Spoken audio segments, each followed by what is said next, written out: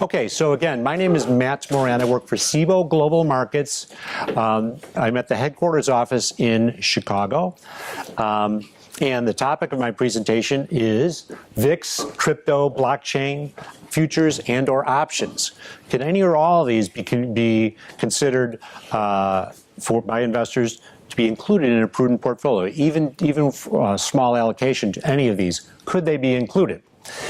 And the next slide, we get into Siebel Global Markets. What is that all about? Well, Siebel initially was founded as the Chicago Board Options Exchange back in 1973. 1973 was a key year. The first options exchange and the Black-Scholes options pricing model came out that year. Over the years, we've prided ourselves on trying to be very, very innovative. Last year, we actually did a merger with the BATS exchange, and so now we have kind of a worldwide global presence, and some of that's listed here as far as the options exchanges, equity exchanges, futures exchanges, European equities, and global FX. And actually, I wanted to introduce my colleague Hemel. And Hemel, if you get up and say a few words of what you're working on from London. Hi there, I'm Hemel Burrett, and I look after the European Business Development Derivatives for Siebel. And one of the new things we're working on at the moment are the sector options, so cash settled European style sector options for the UCITS funds in Europe who don't actually have access to trade the ETF options. So that's something that we're working on at the moment. So feel free to reach out to me afterwards and we can talk about it in a little bit more detail. Great. And certainly a lot of interest in sectors these days. And as you mentioned, for the UCITS funds too, from what I understand, a lot of the UCITS funds can't use options on ETFs, so they have a big interest in the options on the cash settled indexes. So anyway, so we have a wide range of products. Some of the main products I'm going to talk about today, though, are highlighted on this table here. And what I want to make sure is you have the big picture. Certainly a few months ago, there's a lot of buzz about Bitcoin, but I want to try to make sure what is the big picture as far as some of our major index and other types of products. So you can see on the left here are the list of the products and key products. We trade over 2,000 of them, but I'm listing some of the key ones here. And then on the right, you see the average daily volume for the first 2 months of this year.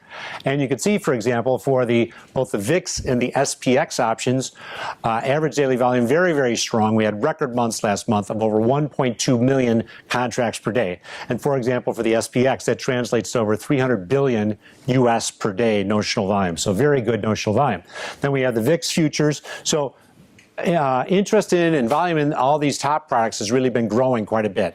And furthermore, too, you might say, boy, this is kind of a US-centric presentation. Well, I would say this, though, that the S&P 500 index, I've been told, actually now is kind of a worldwide index. It's a multinational index, and more than 50% of the revenues for the S&P 500 actually come from outside the U.S. So in a lot of respects, we view these top products as kind of being multinational, global types of products now. Down below, we have products that don't have as much volume. I mean, the Bitcoin futures, for example, they just launched in December, and actually we would view that as a success, growing to over 6,900 contract volume. We would like to grow some of these MSCI global products, which are trading only about 400 a day. Okay, so I'm here to talk about options and Bitcoin, and one of the big pictures is, well, why, would anyone get involved in these types of investments?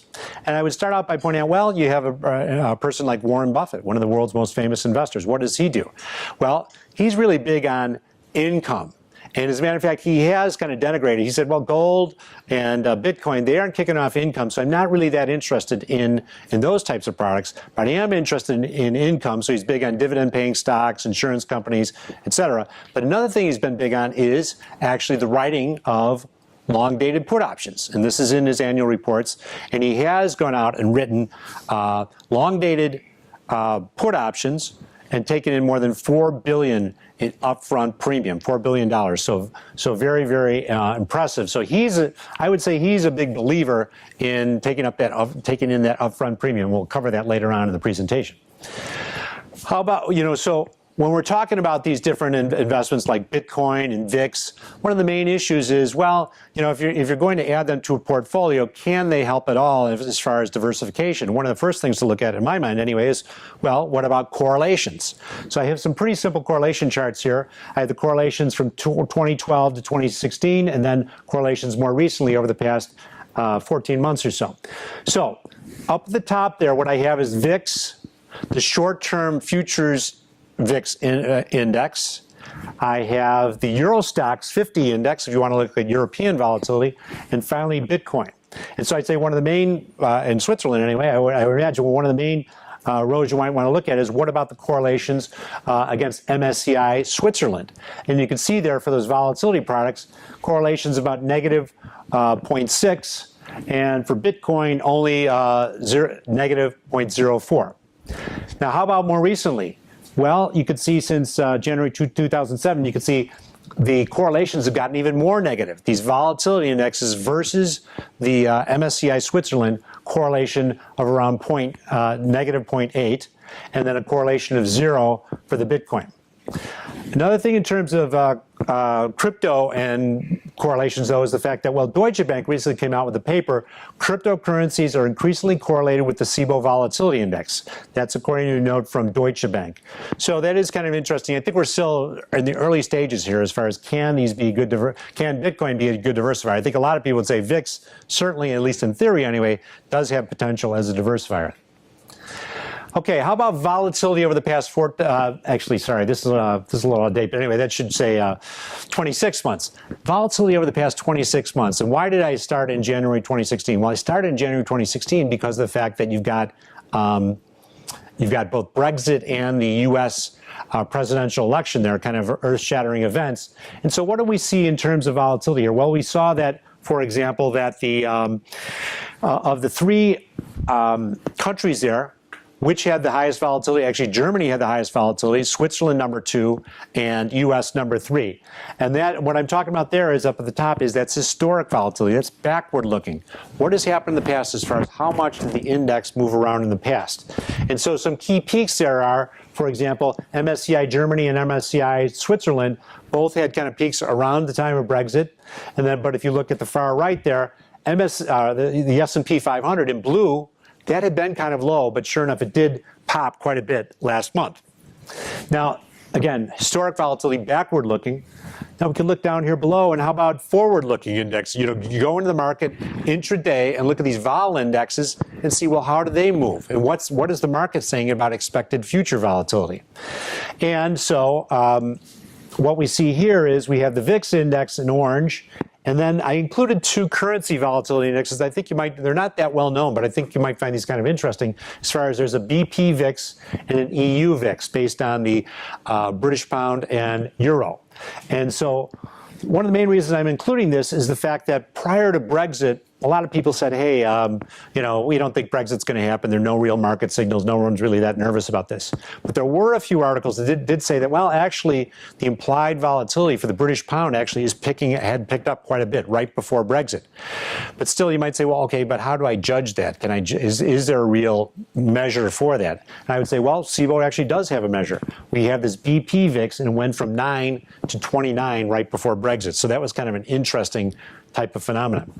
Another thing you might be interested in is the fact that at last year's CFA annual conference, Richard Thaler, who later won the Nobel Prize, he said, this low level of the VIX, it's around 12 or so, low level of the VIX is the biggest mystery in all of finance. How can VIX be so low? And it continued to be low throughout the year 2017, and then it did pick up quite a bit. One of my responses to that would be to say, well, VIX is low, but historic volatility is even lower. That would be point 1. And point 2 would be, well, yeah, VIX is low, but actually, and we'll have a slide on this later on, we have a Siebel skew index, and actually the skew for the out-of-the-money implied volatility still has been pretty high. And we'll show that later on. Okay, throughout the rest of this presentation now, I'm often going to present excerpts of different papers. And the papers that I'm going to be citing and actually presenting excerpts on, we have papers by Block Tower that Ari Paul is a guy from the University of Chicago, and he's written a lot on Bitcoin. And so if you do have an interest in learning more, if you're intrigued about this, I would say Google him and check him out. But anyway, he has a new paper on Bitcoin and the Siebel Bitcoin futures. I have papers on VIX futures and options on stock indexes, and finally, funds use of options. You might say, oh, this is all nice in theory, but how are funds using this? And are funds using some of these products to manage their portfolios and volatility? So what is Bitcoin? Who owns it? And why? So you have the New York Times saying, well, Bitcoin is a digital token with no physical backing.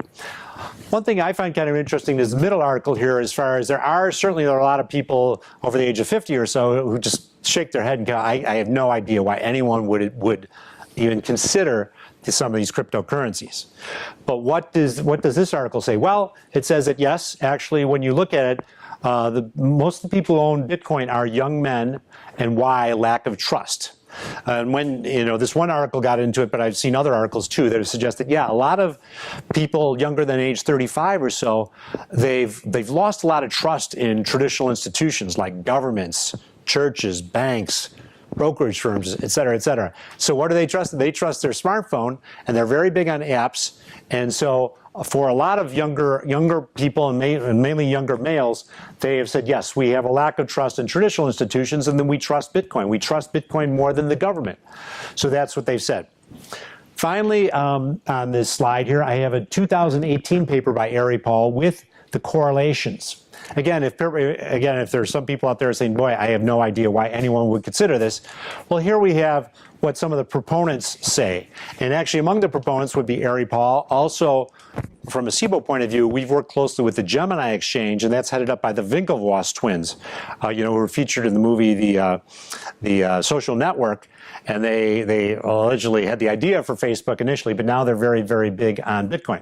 But anyway, what do some of these proponents say as far as, Bitcoin and its value? Well, they say, the Winklevoss twins say, hey, Bitcoin is like digital gold, and we believe it actually has some features that actually make it arguably even better than gold.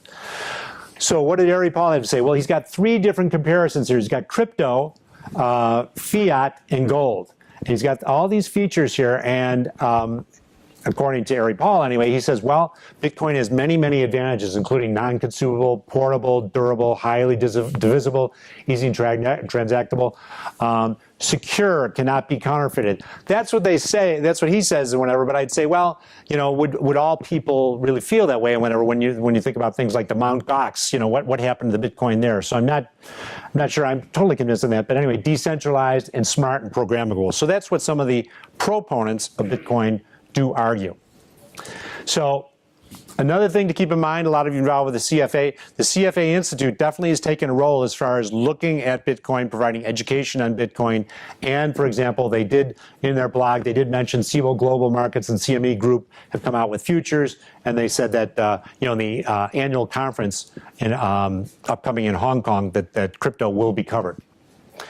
Okay, largest cryptocurrencies by market cap. We've got Bitcoin, Ethereum, Ripple, and actually I was talking to one person yesterday who said that, well, he believed that Ethereum actually does have some real advantages there, but Bitcoin has a first mover advantage, and so Bitcoin still is the largest, and Bitcoin is the crypto that, for example, is transacted on the U.S. regulated futures markets, but we certainly have had interest in saying, hey, how about launching futures in these other products? We haven't made any official announcement there, but I'd say certainly there is some openness to considering that.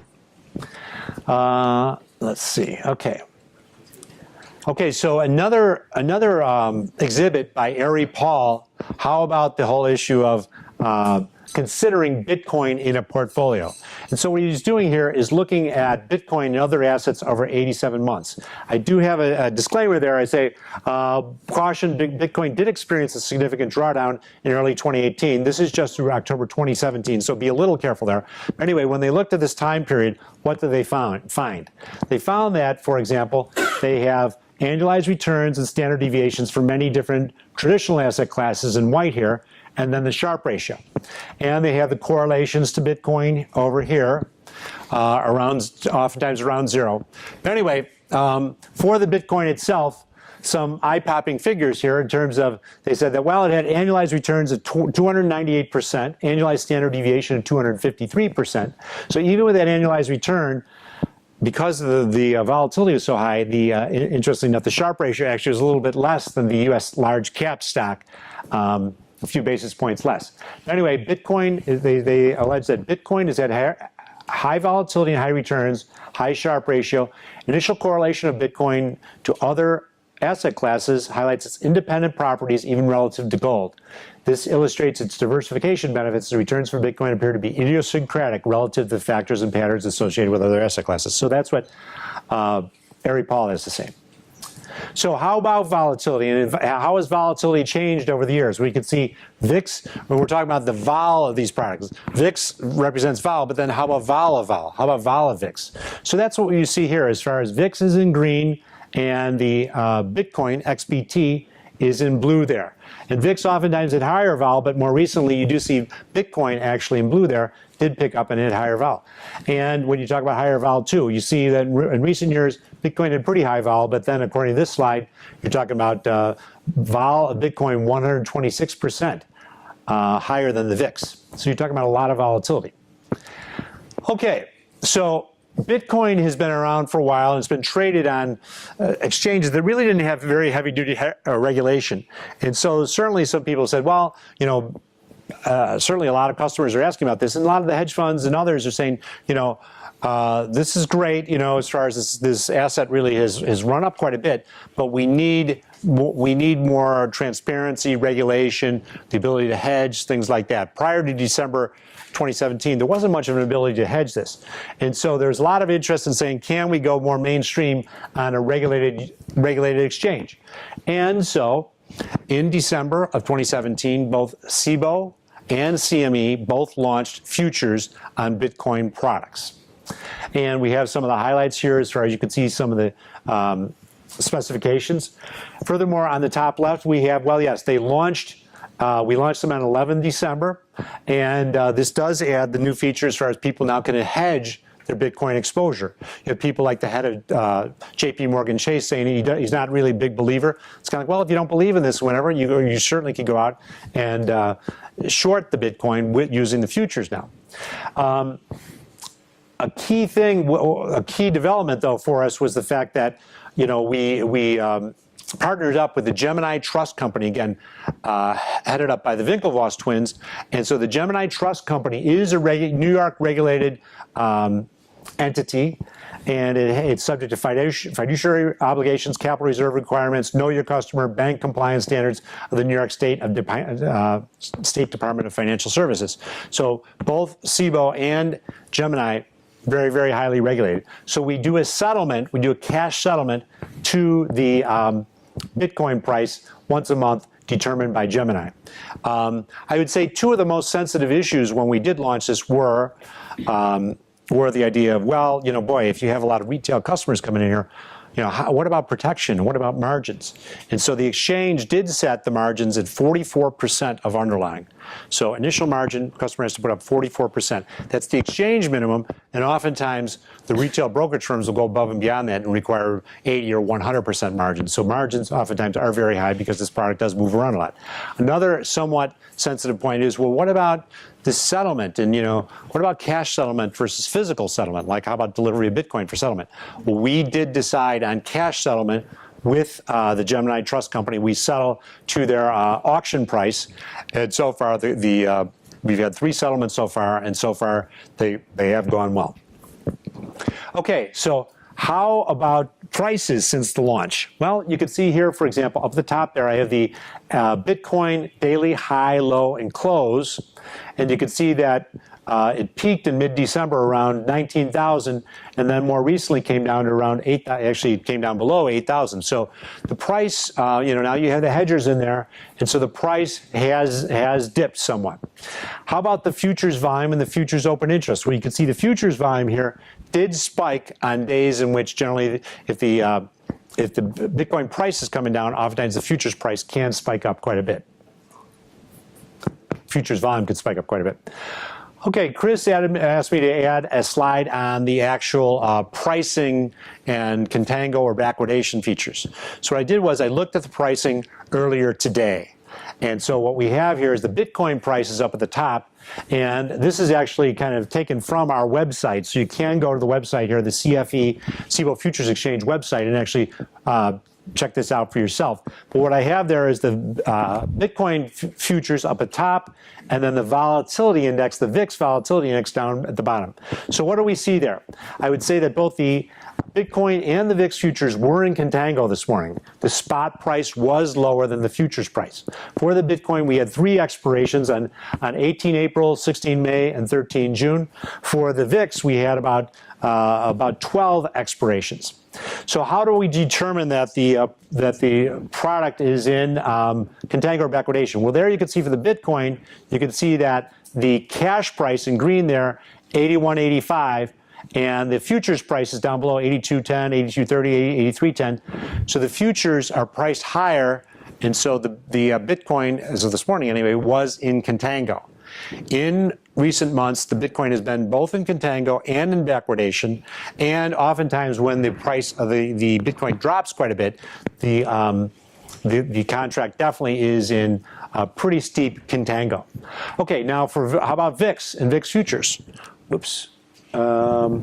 There you can see the spot price. Spot price is 16.33. And then you see the futures price is 16.6 down all the way up to 17.87. So the futures also are in contango. It isn't really a steep contango, but you do see the curve here. Okay.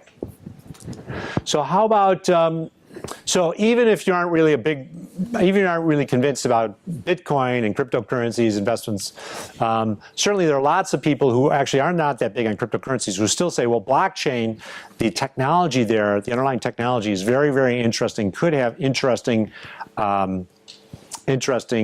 potential for institutional investors. And so what I've done here is pick out a couple stories that indicate that yes, institutional investors definitely are taking a look at this technology.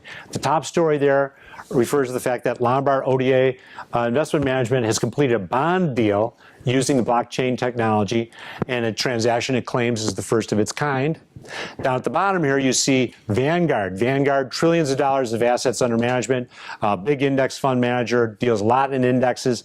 Sure enough, they also have committed to using blockchain to automate delivery of certain index data. So very, very interesting. Okay, now I'm going to switch here now. I've talked mostly about Bitcoin and crypto. Now I'm going to switch gears now and talk more about VIX.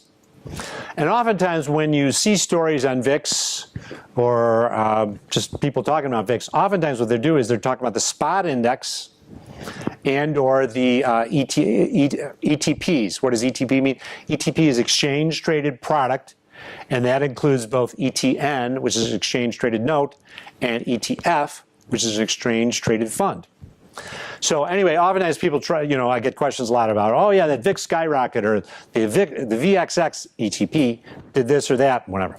I would say though that if you really want to learn how VIX can be harnessed and used in a portfolio, I think it also though would behoove you to say, hey, also look at the benchmark indexes. The benchmark indexes out there, look at the futures and options and do hypothetical rolling of those futures and options to come out with a benchmark as far as this is the type of return you get from including VIX futures or VIX options in your portfolio.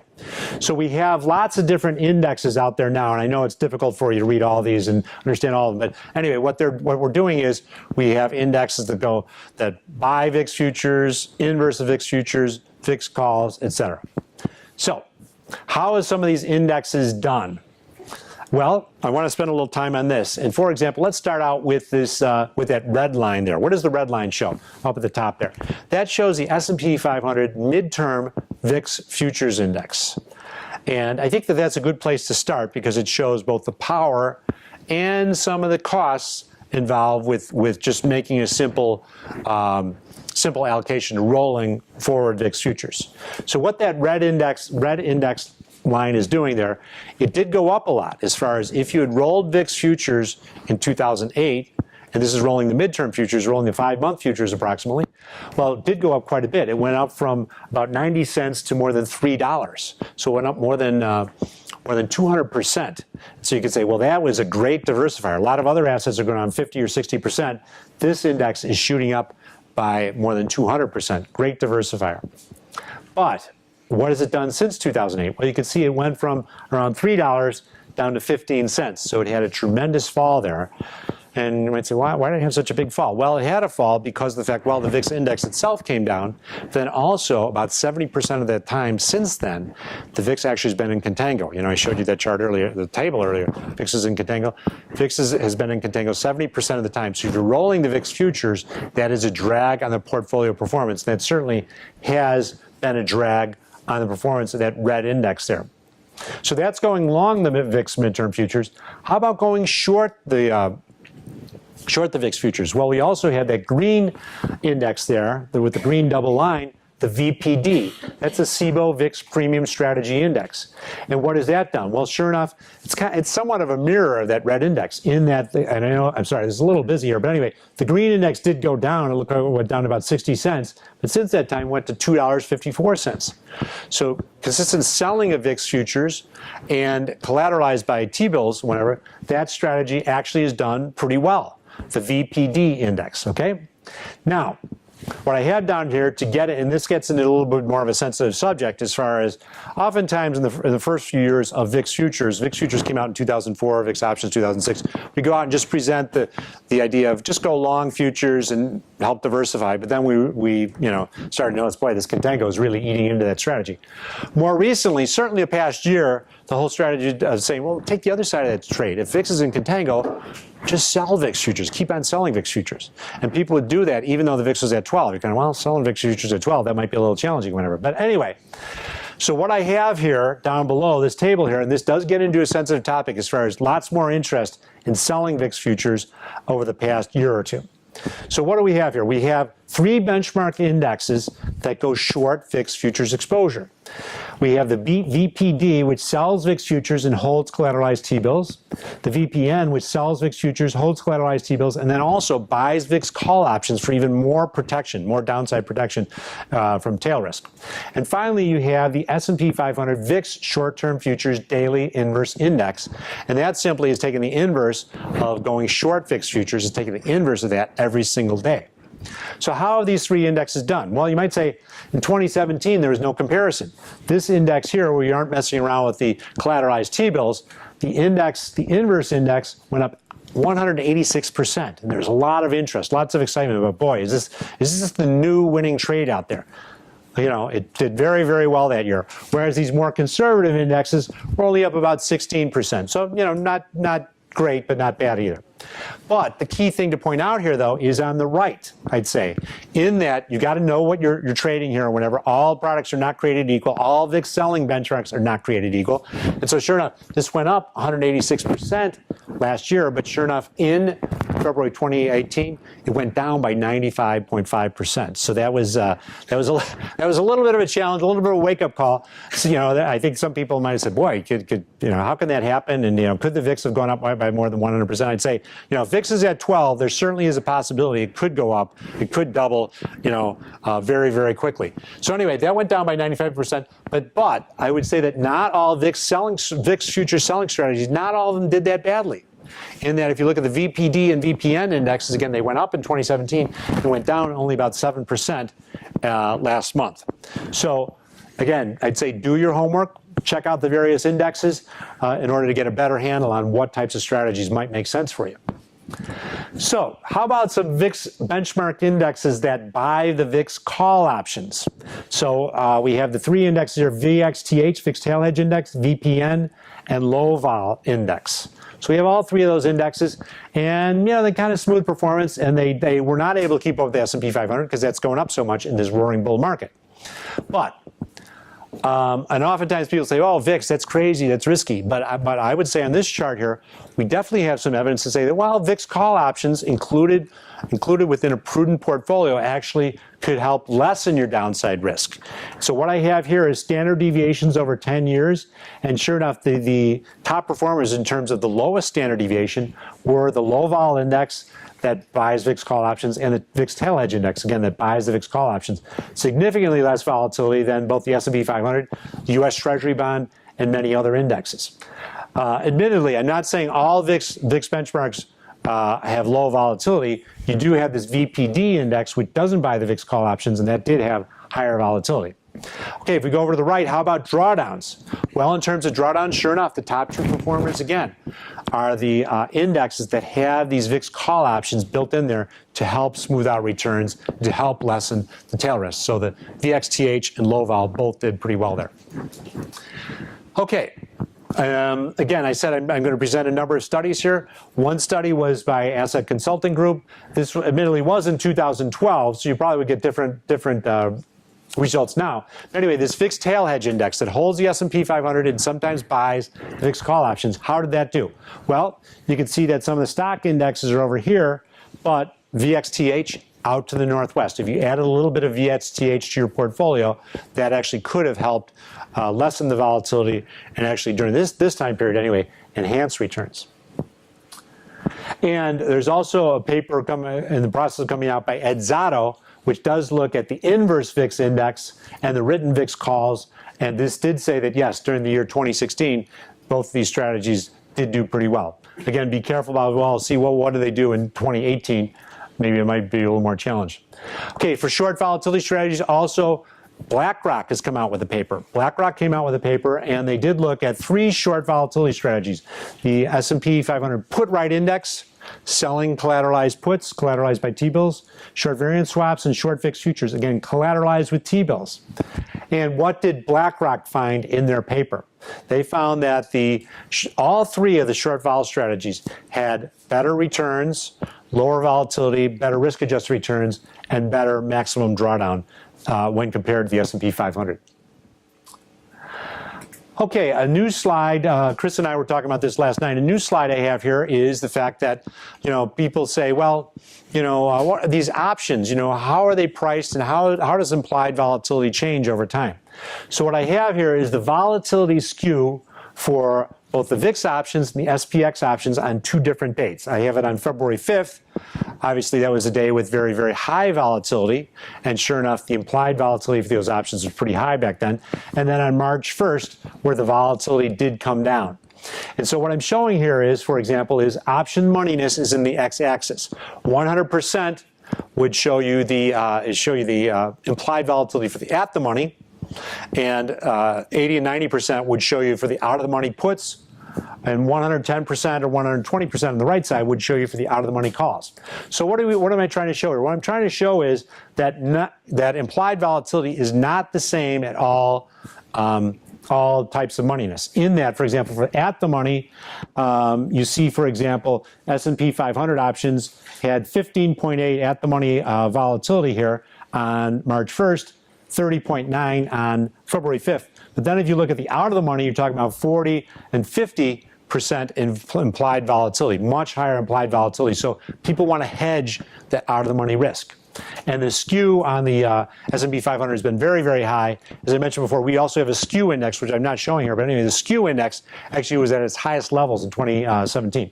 And then how about the volatility skew for the VIX options? You can see the implied volatility, and some of the implied volatilities are getting up to 200, 300, and 300. So very, very high on February 5th, came down quite a bit on March 1st. Oops. So, okay, so I'm going to switch gears here now. I talked about blockchain, Bitcoin, VIX. Now I'm going to talk about just general use of index options. So we have many, many benchmarks here. The BXM benchmark is probably the best known in terms of that came out in 2002. That is for at-the-money buy right. So let's get into the performance of some of these indexes. And for many of these indexes, they're option selling indexes, and then the one PUT is an option buying index. But anyway, oftentimes people say, well, option selling, you're giving up all that upside, and you're not going to do well in a bull market, and you're going to underperform in a bull market. And I would say, well, you got to be careful there. In that, I would say there actually is some evidence here to say that, well, over a 31-year time period when the S&P has gone up quite a bit, we actually do have an index, an option selling index that actually has done even better than the S&P 500 in terms of both returns and volatility, and that's that BXMD index. It's a 30 delta buy right index where you're selling the options, selling 30 delta out of the money options, and actually it has been able to outperform the S&P 500. Admittedly, the S&P 500 is skyrocketing right now, but still the BXMD has outperformed. We've got a lot more interest in the PUT index. That's a put selling index. BXM is selling at the money calls, and finally PPUT buying the put options for protection. Okay, this is from a paper by Wilshire Associates, and one of the things I like to highlight here is the fact that what you're showing here is the relative performance. The colors show the relative performance as far as you want more green and less red on a relative basis. It could be green and still be negative, but you know, if you're outperforming most of the other indexes, you still get a green. So anyway, if you look at this and kind of just squint a little bit, you can see that, well, what are the two indexes that actually have no red? And that would be the second and third indexes there. Actually, down below here, you have the traditional indexes, you have the options indexes up at top. And so, sure enough, two of the options indexes, the BXMD and PUT, were able to avoid having bottom quartile performance there. They were able to have relatively good performance in every single year from 2001 through 2015. Okay, another issue that comes up though, particularly with put writing is, and we still got this last month in the Wall Street Journal. Yeah, you sell those puts, you're taking in that premium, but don't you have a lot, can't this blow up? Don't you have a lot more potential downside with selling of puts? My response is, well, it depends on what type of selling of puts you're doing. If you're just selling naked puts, yes, that can be dangerous. You can have a lot of drawdown risk there. But we have some indexes that do cash secured selling of puts where you're holding on to T-bills. So how have those done in terms of drawdowns? Well, this is from the paper by Professor Bondarenko. What he found was he looked at the drawdowns for three indexes. You've got the S&P 500 down there at the bottom, drawdown of about 51%. Worst drawdown there around 2008. Pretty bad drawdown. Now, up at the top, you've got the PUT index. You're selling those cash secured put options every month. And the worst drawdown there was, as it says there in green, 32.7%. Finally, we have another index that's called the WPUT. That's the weekly put, right, where you're writing options, cash secured options, weekly, 52 times a year, taking in premium 52 times a year. And how did that do? That did pretty well as far as is up to, its drawdown was 24.2%. So it was able to mitigate a lot of the downside volatility by writing those options every week. Okay, how about returns and volatility since mid-1986? You've got lots and lots of different indexes here, and in general, the options indexes generally did very well on the right side here with lower standard deviations. One thing I'd like to highlight, though, is the fact that the PUT index is in the top three of both charts. The top three of both charts. You might say, that's almost too good to be true. How can it have some of the highest volatility and some of the lowest, some of the highest returns and some of the lowest volatility? How can that be? How can it do that? And we'll get into a reason why in a moment.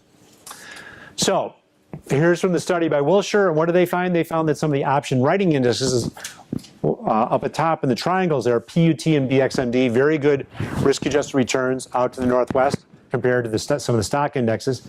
And not quite as strong, not quite as strong as you got an option buying indexes, the PPUT, with much lower returns. And so I said several times, option writing indexes generally pretty strong returns. Option buying index like the PPUT, not quite as strong. And so this slide gets into why. Why would the option writing indexes do so much better?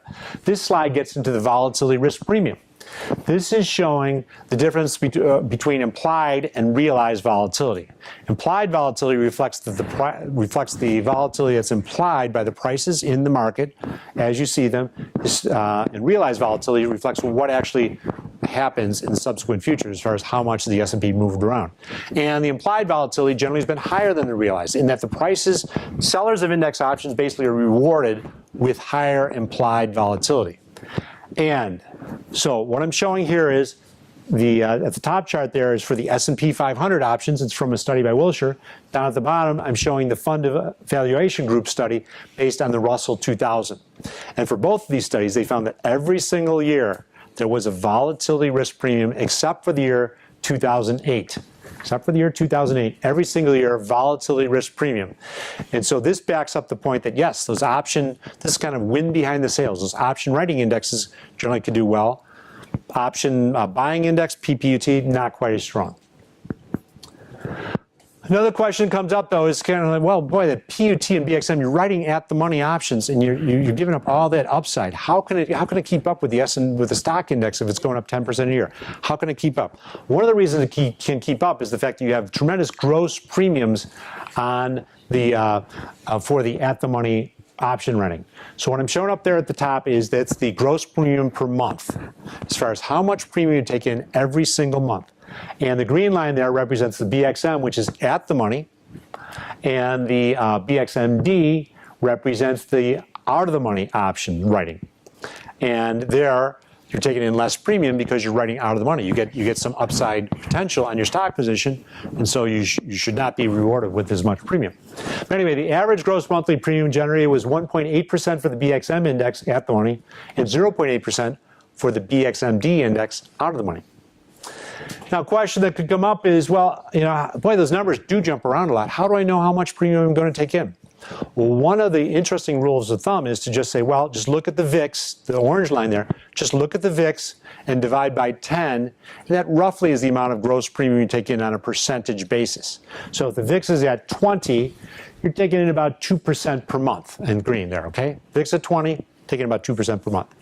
Back in October and November of 2008, on the third Fridays, what happened? The VIX got up to 70 and 80 on those third Fridays. 70 and 80, well, you divide by 10, and sure enough, taking 7% and 8% gross premium on the BXM index. So this previous slide looks at, the top chart there looks at how much premium per month. They're looking at every single month. Now the next slide, what we're doing is let's aggregate all the months or all the weeks. How much an aggregate premium we take in per year? And this again is looking at PUT writing once a month, WPUT writing once a week. How much are you taking in? Well, for example, in the year 2008, when the VIX was very high, the WPUT took in about 61% in gross premium. The PUT took in about 42% gross premium per month that year. The numbers, as VIX has come down, the numbers have come down, but still you can see you're taking in a lot of gross premium, and that's one of the main reasons why these at-the-money option writing strategies can stack up pretty well to stock indexes. You're taking in a lot of gross premium per year. Okay, another issue that comes up is, well, what about, how do I, you're talking about different strikes, writing at the money, writing out of the money. How do I know what is a real sweet spot there in terms of both maturity and moneyness? And so this is from a study by Russell, and they looked at, in the y-axis there, you see maturity, and in the x-axis, which actually is up at top there, you can see moneyness. And again, 100% would be at the money, 102% would be writing out of the money call options. So when you look at the numbers here represent the Sharpe ratios. In terms of, you've got 0.14 down here, but 0.28, double that. 0.14, for example, for writing 12 month, writing one call option per year, a 12-month option. But if you do it once a month, do it 12 times a year, well, according to Russell, anyway, what they found is you can generate a lot more in terms of risk-adjusted returns. So if you look at the oval that they have there, in the middle of the oval is the combination of 1 month plus 2% out of the money. And sure enough, that does correspond pretty well with our BXMD index, right? 1 month, 2% out of the money, and that does correspond with a pretty good risk-adjusted return, at least according to the study of past data. Another issue for us is, well, you can say all this is nice in theory, but especially in the U.S., you've got these pension funds and others who rely a lot on the consultants. And the consultants have, 10 years ago, people say, hey, the consultants haven't signed off on this. We cannot do this strategy unless and until the consultants sign off on it.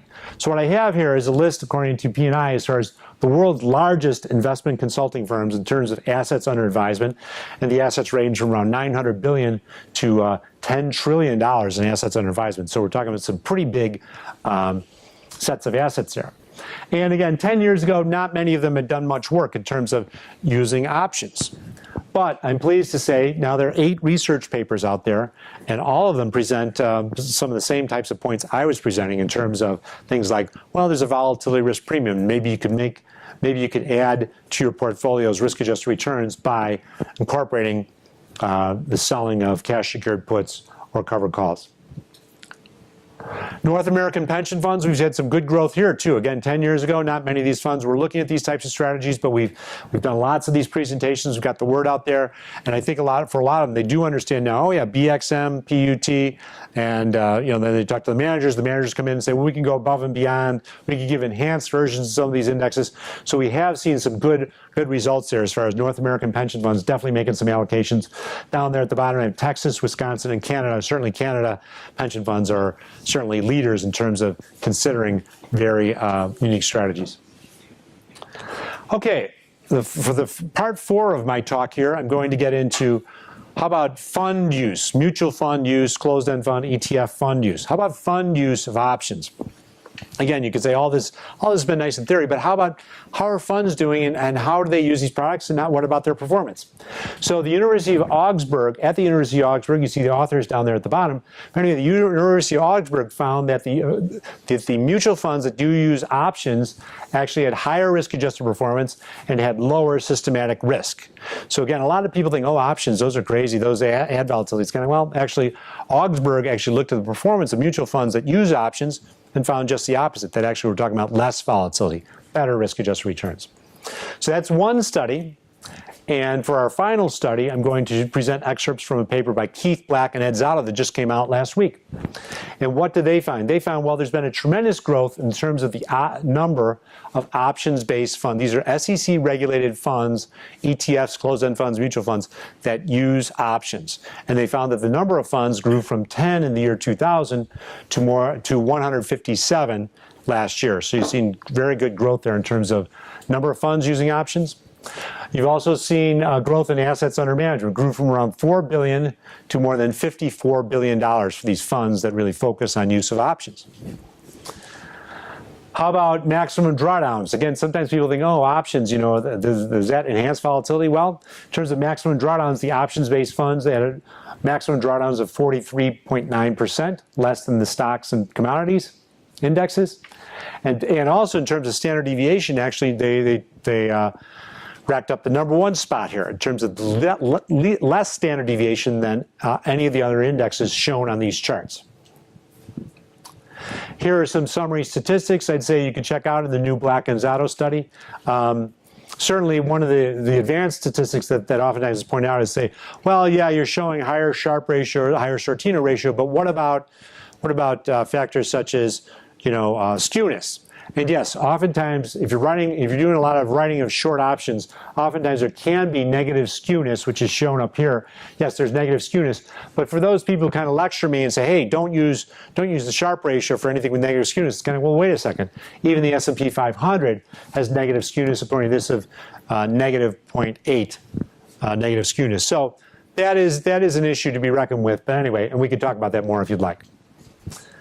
And as a final point here, another issue that comes up is people say, well, you're talking to CalPERS and CalSTRS and some of these big funds.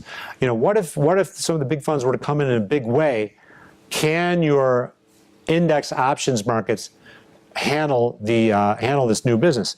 I'd say, well, one thing to look at is to say, well, look at the notional value of trading in the SPX options.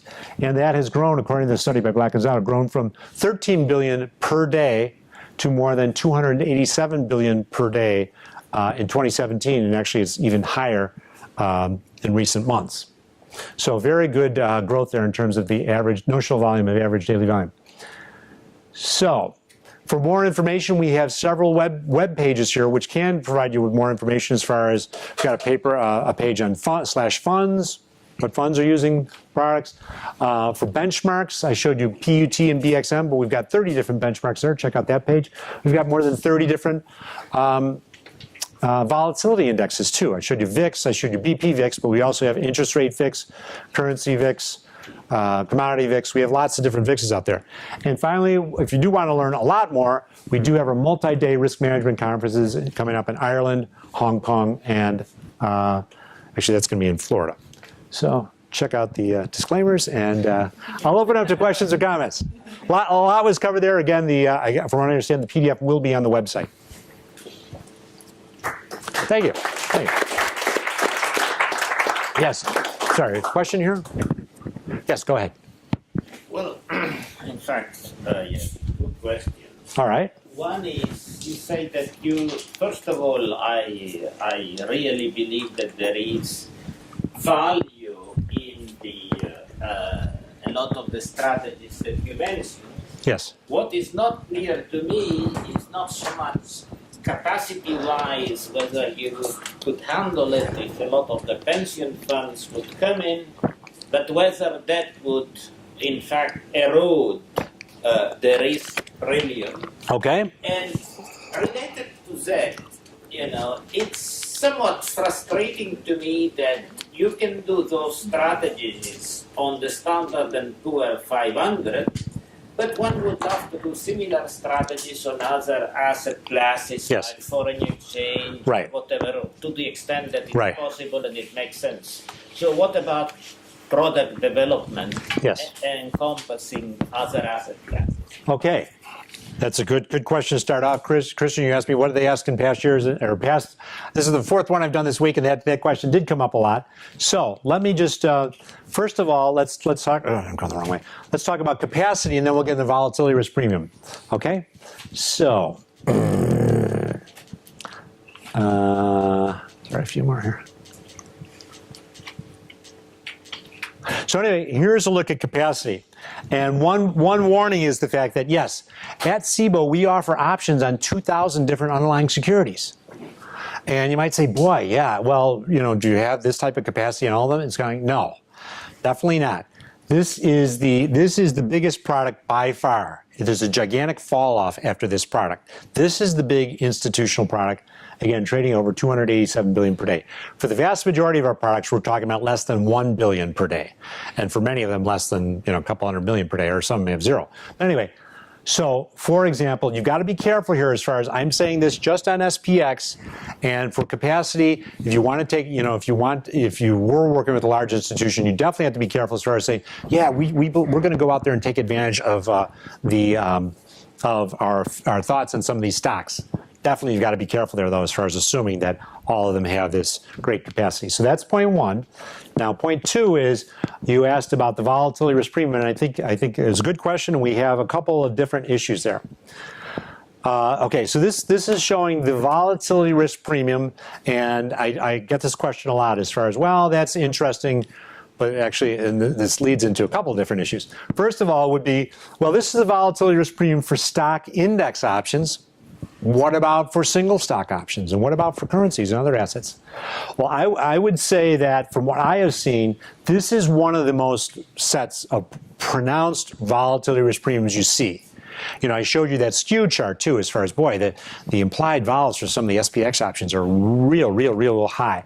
So anyway, there is a very big volatility risk premium. You get into behavioral finance here too, as far as many investors are very interested, particularly in U.S.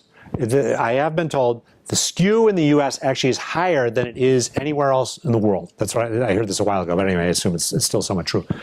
And so the difference between implied vol for the out-of-the-money options and for the at-the-money options is tremendous. So you do see a lot of people going in and buying index options for protection. I have heard that the U.S. regulators actually have clamped down and said, hey, investment banks, if you're doing these types of trading strategies, you must hedge your portfolio. And so, from what I understand, a lot of that business goes to the out-of-the-money SPX put options, which drives the premium, which drives the skew up even higher. Okay, so anyway, volatility risk premium, very high for index options. Now, again, how about other classes? From what I understand, it's not that pronounced. As a matter of fact, Professor Whaley had a paper, and I know that's going back a ways, back in 2004, but he did show in his paper, he said, yes, very pronounced volatility risk premium for stock index options, not so pronounced, particularly the out-of-the-money put options, not pronounced at all, though, for the single stock options. And you might say, what is it? You might think, boy, there should be less efficiency for them, and they'd be more out of whack. But no, the S&P 500 options, because they're so used, so many people are buying the puts for protection that you see a tremendous volatility risk premium there. Okay, now another question I think you asked is, well, okay, that's nice, but now you're telling the world about this, and if some big funds come in here, isn't this going to go away? Well, I would say this. this phenomenon has been around for a while. As a matter of fact, Morgan Stanley wrote a paper in 1990 that they sent out to the world and said, hey, and it said, in effect, there's a volatility risk premium, and they said for every single year in the 1980s that they studied, except for 1987, just like this, except for 2008, for every single year there's a volatility risk premium. There's a volatility risk premium about 2 or 3 vol points, and we believe it makes sense to be selling index options. That's what they wrote back in 1990, and this is what I'm telling you in 2018. So the phenomenon still persists. Furthermore, too, you might say, well, okay, but what about recently? Yeah, last year the VIX was average around 11.5. You know, and so there wasn't much. No, the volatility risk premium there, I just went to a conference last week where this woman got up and said, the volatility risk premium on a percentage basis, not necessarily on a point basis, the volatility risk premium last year was the highest ever on a percentage basis. So it continues to persist. I cannot swear to you and say that I can predict the future and this will persist forever, but I certainly have talked to some experts who say they believe, because of the inherent supply and demand pressures, that they believe that this will continue to persist in the United States. I can't 100% guarantee it, but yes. Does that answer your question? Yes, perfectly. Okay, thank you. We have time for one more question. All right. Other questions? We covered a lot of stuff here. Bitcoin, VIX. Yes. So talking from a practitioner's point of view, we have a crypto fund, and my partner who is trading the derivatives, including Europe, Yes. tells me that the 3 closes we had so far, it looks like people have been banging the close. On crypto? Yes. Okay. What are your views on that? You know, I got to admit, I don't follow that closely, but I have not heard that whenever. I don't know. You do want to provide a few more specifics on that? Maybe we could try to banging the close. I mean, do you want to? Yeah, why don't you provide a few more specifics as far as what you have heard?